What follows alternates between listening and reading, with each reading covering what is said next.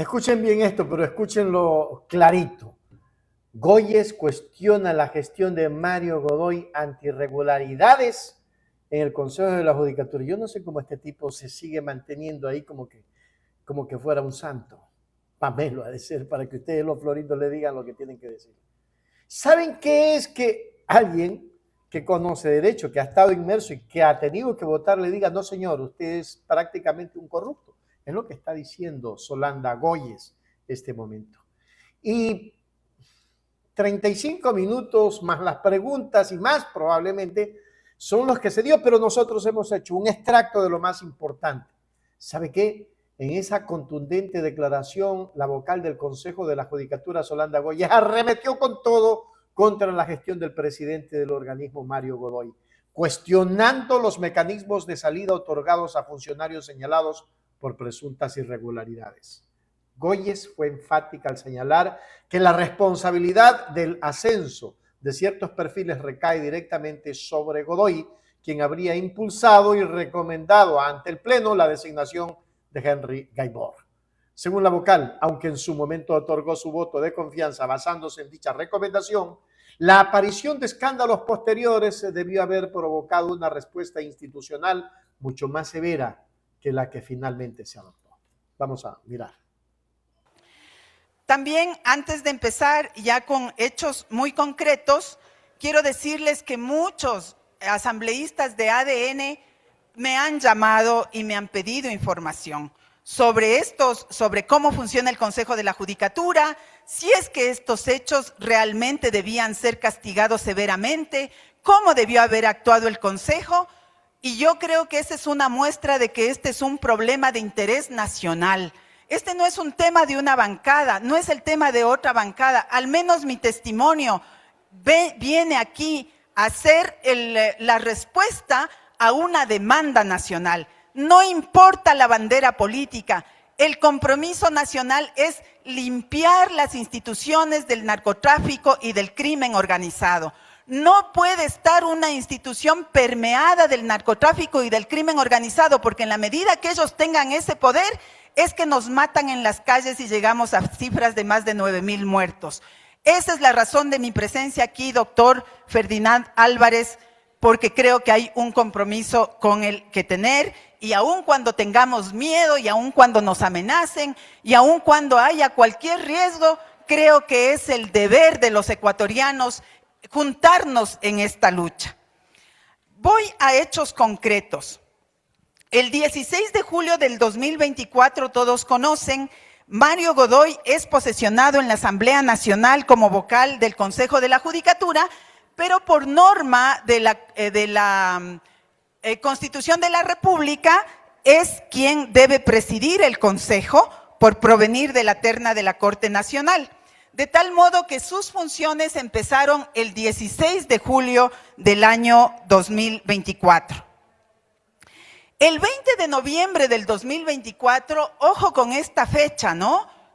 4 meses más tarde, el 20 de noviembre del 2024, se notifica con la convocatoria a audiencia de formulación de cargos en el caso del serbio Yesdimir Serdán, un caso por lavado de activos relacionado con el narcotráfico. El 20 de noviembre. ¿Por qué es importante esta fecha?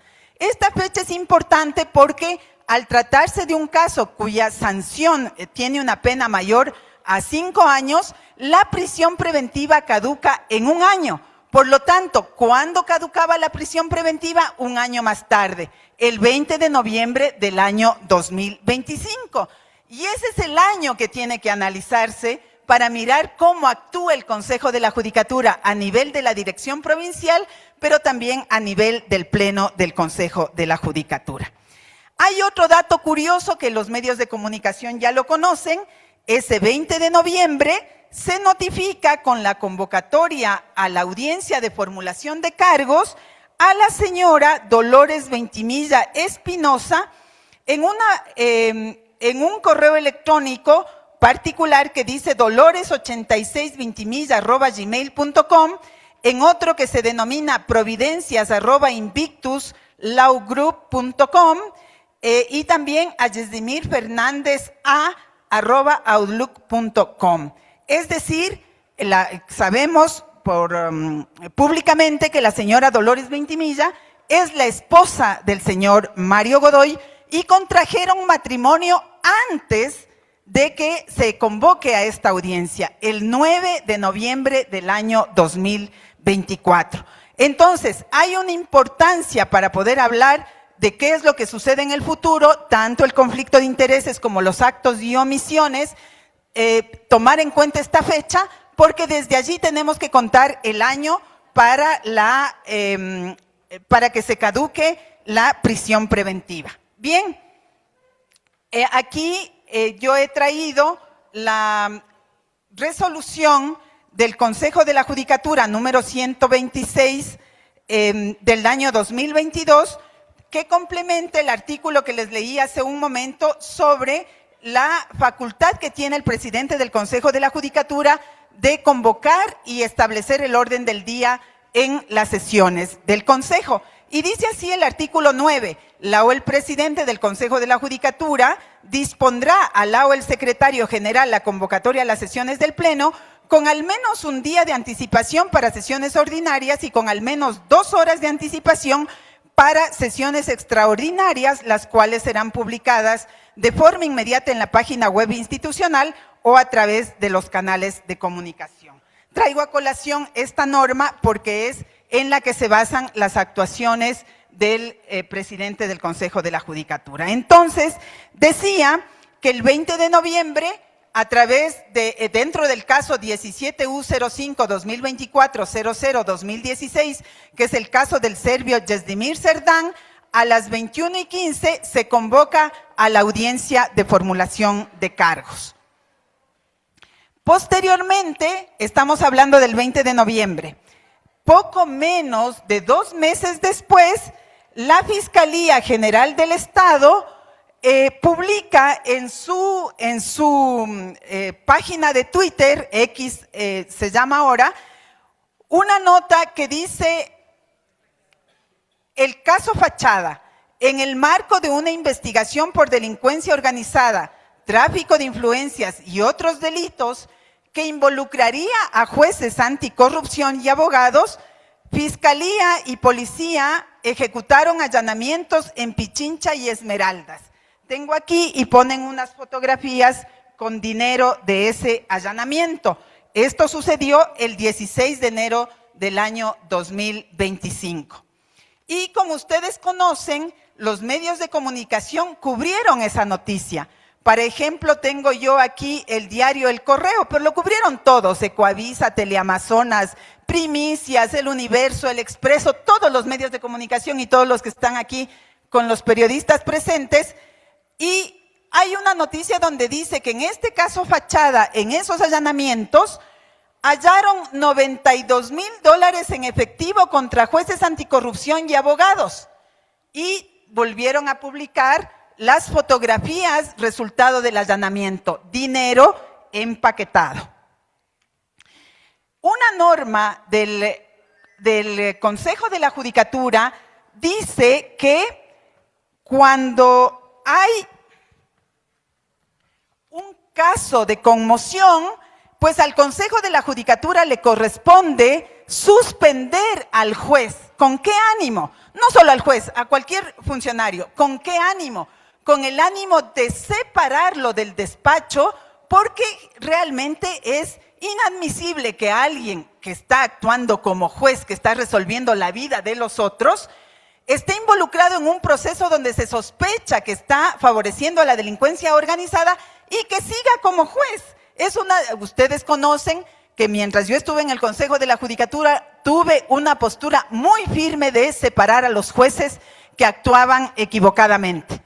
Esta norma está en el artículo 269, numeral 5, y dice: de forma excepcional y como medida preventiva, suspender de forma motivada el ejercicio de funciones de las servidoras y los servidores de la función judicial, incluyendo la remuneración por el plazo máximo de 3 meses cuando considere que se ha cometido o se esté cometiendo infracciones graves o gravísimas previstas en este código. La suspensión regirá a partir de su notificación. Pero les leo lo siguiente y pongan atención, señor presidente, señores legisladores. en el plazo de 3 meses contados a partir del día siguiente a la resolución de la medida preventiva, el Consejo de la Judicatura, dice expresamente, deberá resolver de forma motivada la situación de la servidora o el servidor judicial presuntamente responsable. Un juicio disciplinario dura 45 días si contamos los plazos y términos máximos establecidos en la ley y en el reglamento interno. La ley le da 3 meses para cuando suspende a un juez, le da 3 meses para suspender. Y es la obligación resolver la situación de fondo, es decir, o se le declara inocente al operador de justicia o se le declara culpable. Bien, resulta que el 17 de enero, al otro día del caso Fachada, conmemorando que sale desde mi vocalía en ese entonces, le pido al señor presidente Mario Godoy que realice las actuaciones pertinentes para el inicio de la investigación administrativa y la aplicación de la medida cautelar de suspensión contra los jueces del caso Fachada, pero no lo hizo. Él tenía la competencia, ya hemos leído, la norma dice que tiene que ser urgente, inmediato, y no convocó a la sesión para suspender a esos jueces. Se demoró 147 días y el día 50, a través de la sesión ordinaria número 52 del 2025, convoca al jueves 12 de junio para conocer la medida de suspensión. Para ese entonces, la jueza Gabriela Lara ya conformaba el tribunal que tenía que resolver el caso de Yezdimir Cerdán. 147 días después convoca y suspendemos a la jueza Gabriela Lara, a Cristian Quito y, si mal no recuerdo, el otro es Alejandro García. Bien, tenemos aquí que por la suspensión de la señora Gabriela Lara, hacen un nuevo sorteo en el Tribunal Anticorrupción para que le sustituya a ella otro juez. El martes 12 de agosto, este juez que fue sorteado para que le reemplace a la jueza Gabriela Lara, dice que en disponibilidad de la agenda que mantiene el tribunal, convoca a los sujetos procesales a la respectiva audiencia de juicio para los días 4 hasta el 19 de octubre del año 2025. Es decir, el juez del 12 de agosto convoca para octubre, de 3 al 19 de octubre, para que se haga la audiencia de juicio en el caso Yezdimir Cerdán.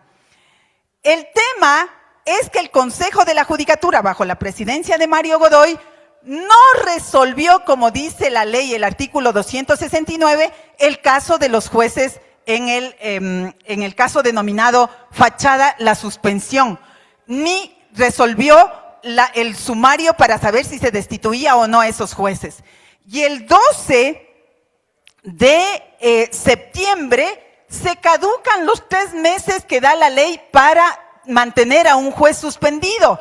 Y con esta decisión, con una convocatoria a la sesión 081 a realizarse esta fecha 12 de septiembre, el señor Mario Godoy, con su firma y rúbrica a través del secretario, hace la convocatoria y pone en el orden del día la restitución de los jueces del caso Fachada, entre ellos Gabriela Lara.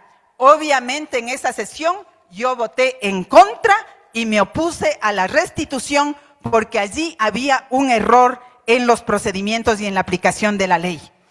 Recuerden que la audiencia de juicio estaba convocada para octubre. Por lo tanto, quien iba a resolver el caso del señor Yezdimir Cerdán, que había sido defendido por la esposa del señor Mario Godoy, era la jueza Gabriela Lara, a quien le acababan de restituir. Y luego tenemos aquí que el jueves 9 de octubre del 2025 hay una notificación donde recibe la notificación del caso Yezdimir Cerdán la esposa de Mario Godoy. Aquí está el documento del proceso. Seguimos. Gabriela Lara, el 17 de noviembre de 2025, en virtud de la disponibilidad de la agenda, dice ella, que convoca a la reinstalación de la audiencia de juicio para el día 20 de noviembre, es decir, el día que se cumplía un año y caducaba la prisión preventiva de Yezdemir Cerdán. En esa fecha, el 20 de noviembre, la señora Gabriela Lara, aquí está el documento que le voy a dejar a la comisión, este es el extracto de audiencia en materia penal, porque en esa fecha, el 20 de noviembre, se realiza la resolución oral en el caso y la jueza Gabriela Lara es la que acoge la recomendación de Henry Gaibor en el audio que todos conocemos y que Anderson Boscan lo hizo conocer. Es decir, liberaba a Yezdemir Cerdán, le restituía los 4.6 millones de dólares, que era el tema de lavado de activos, liberaba a todos, porque son como 5 o 6 procesados, y la señora Gabriela Lara, coincidentemente, es quien toma la versión y el pedido de Henry Gaibor. Bueno, pero entonces ahí ya había una sentencia oral con 2 jueces, el juez Serrano y el juez Fierro. Pero como esa sentencia, coincidentemente, no era el pedido de Henry Gaibor, en el Consejo de la Judicatura se levanta y hay una convocatoria a la sesión número 108, en donde se convoca a suspender al juez Cristian Fierro. Y con eso se desmantela el tribunal y se impide que se reduzca a escrito la sentencia oral que dieron el 20 de noviembre. ¿Qué pasó? Este es un caso muy importante. El juez Cristian Fierro pide vacaciones el 21 de noviembre, se restituye el 1 de diciembre y para el 4 de diciembre ya estaba puesta la suspensión de este juez. ¿En qué momento iba a reducir escrito el juez? Sí, no tuvo tiempo, no trabajó durante esos días después de la audiencia oral. Luego aquí tengo que aclarar algo. ¿Cómo se hace la suspensión? Eso consta y es público en la sesión número 108 del año 2025, de fecha 4 de diciembre. Allí el Consejo de la Judicatura, de una manera totalmente ilegal, porque les voy a leer el artículo 127 del Código Orgánico de la Función Judicial, dice que suspende al juez Cristian Fierro sobre la base del artículo 127. El artículo 127 dice lo siguiente: las secretarias y secretarios y demás servidores y servidoras judiciales que demoraren de forma injustificada o negligente poner al despacho los expedientes de su oficina o hacer la entrega de que se les hubiera ordenado, serán destituidos.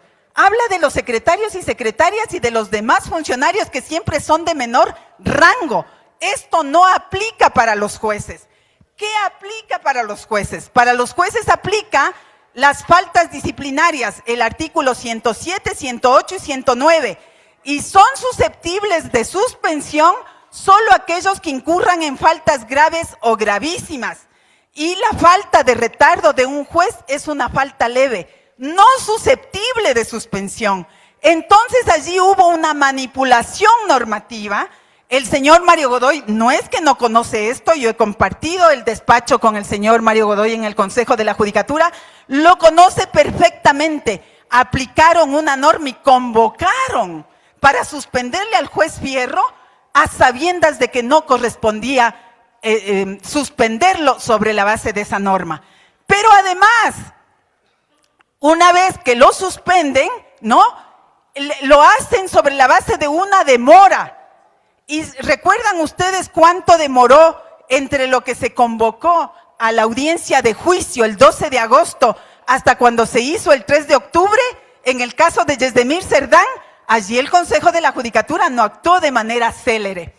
Pero también llama la atención otra cosa. Al juez Cristian Fierro le pone una denuncia el fiscal, una denuncia disciplinaria el fiscal general del Estado, y el Consejo de la Judicatura actúa en 48 horas. En el caso Fachada, en el caso de Gabriela Lara, ya les dejé los documentos, resulta que se demoró casi 6 meses antes de suspenderla.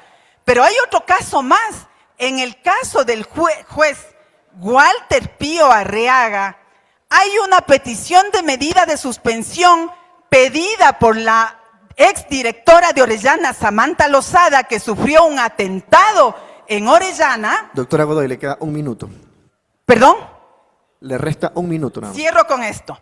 Que sufrió un atentado en Orellana, pues esa medida hasta el día de hoy está en el escritorio del señor Godoy y no ha puesto en conocimiento cuando el señor Pío Arriaga le dio la libertad a alias Topo, y el ministro John Reinberg salió a decir que cómo así hay jueces inoperantes que están aliados con las bandas que dan la libertad a estos cabecillas de la mafia. Sin embargo, no se lo suspende y se lo sostiene. Este juez es uno de los que ataca con videos a Samantha Lozada, y el Consejo de la Judicatura no ha hecho absolutamente nada, porque además tiene declaratoria jurisdiccional previa y ya debió haber sido destituido. Otro tema, ¿cómo no actuó ahí por omisión el Consejo de la Judicatura en el caso del Henry Gaibor? No es lo mismo que renuncie, no es lo mismo que se le remueva y no es lo mismo que se le haga el proceso disciplinario. El proceso disciplinario tiene una duración, pero ¿qué tenía que haber hecho el Consejo de la Judicatura? Disponer el sumario. Y en la sesión donde se acepta la renuncia de Henry Gaibor, no se dispone el sumario. A diferencia, si ustedes revisan la sesión donde se remueve a Alex Gallo, el director administrativo acusado de supuestos casos de corrupción, ahí sí se dispone el sumario. Pero en el caso de Henry Gaibor no se dispone el sumario. Cierro con esto. Ya se terminó el tiempo. Cierro con esto, para cerrar la idea nada más. No se le dispone el sumario. Eso implica que hay una omisión de parte, porque es la facultad del presidente de haber dispuesto que se haga el sumario. Se dice que se hagan las investigaciones. El sumario en 45 días, el señor ya debió haber estado destituido, Henry Gaibor, después de semejante falta que ya es pública, y sigue sin estar destituido porque recién se mandaron investigaciones.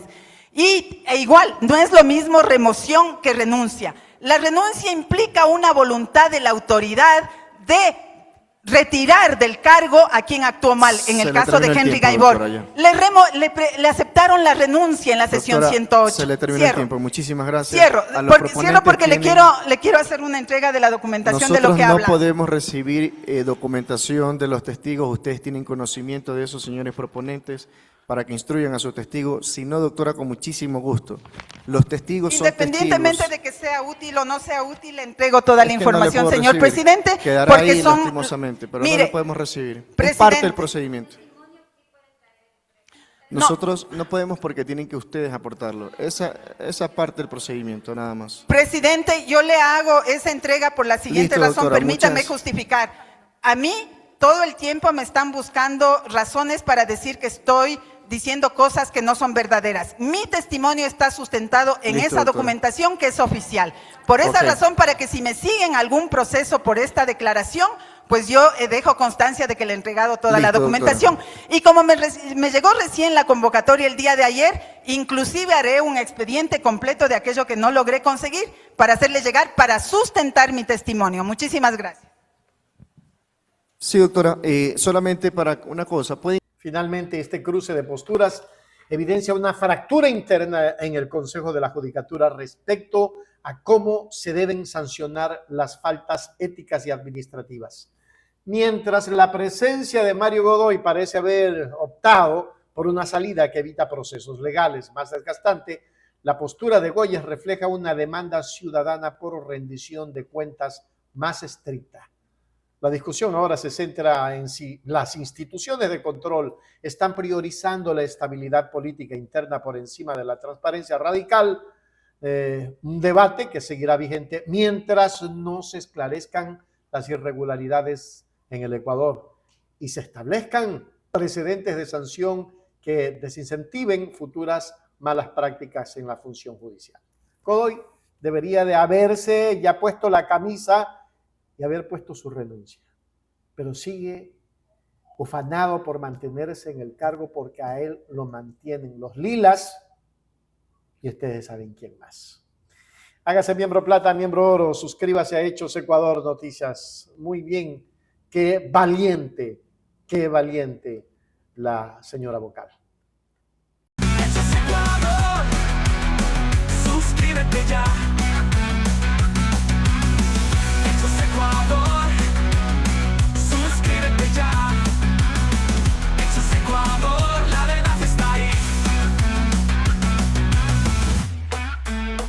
No te pierdas nada, cada día algo nuevo. Conéctate al canal y mantente informado. Siempre estamos aquí para darte lo mejor. Hechos Ecuador, claro, la verdad sin temor. Hechos Ecuador.